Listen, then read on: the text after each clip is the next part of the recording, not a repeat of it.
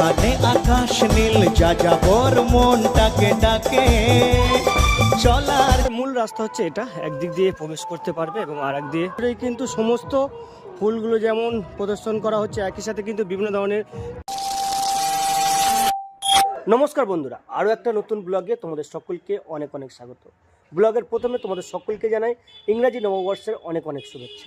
প্রতি বছর 1 জানুয়ারি কাকদ্বীপ বিধান ময়দানে হয় ফুল মেলা, যেটা হচ্ছে দক্ষিণ 24 পরগনার সবচেয়ে বড় ফুল মেলা।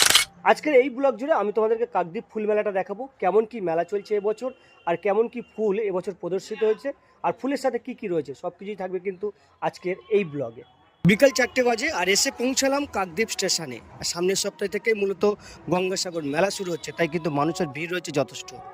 এই যে রাস্তাটা তোমরা দেখছো, এটা হচ্ছে জাতীয় সড়ক 117 নম্বর। একটা রাস্তা সোজা তোমরা যেতে পারবে বকখালির দিকে, আর একটা যাচ্ছে কলকাতা ভায়া ডায়মন্ড হারবার হয়ে। আর দূরে ওই যে ওভারহেড গেট দেখা যাচ্ছে, ওটাই আমাদেরকে যেতে হবে আজকে।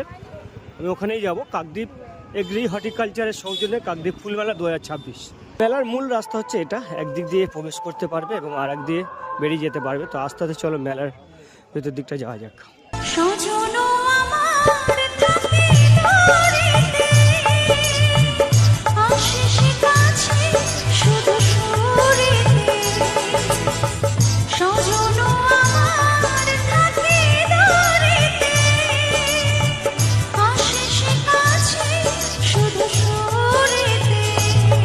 হচ্ছে মূল মাঠ। এই মাঠ জুড়েই কিন্তু সমস্ত ফুলগুলো যেমন প্রদর্শন করা হচ্ছে, একই সাথে কিন্তু বিভিন্ন ধরনের ক্যাকটাস রয়েছে, বিভিন্ন ধরনের শাকসবজি রয়েছে, সব কিছু তোমাদেরকে দেখাই চলো। বরাবরের মতন একেবারে মেন গেটের ডান দিকে থাকে বিভিন্ন ধরনের গোলাপ ফুল গাছ।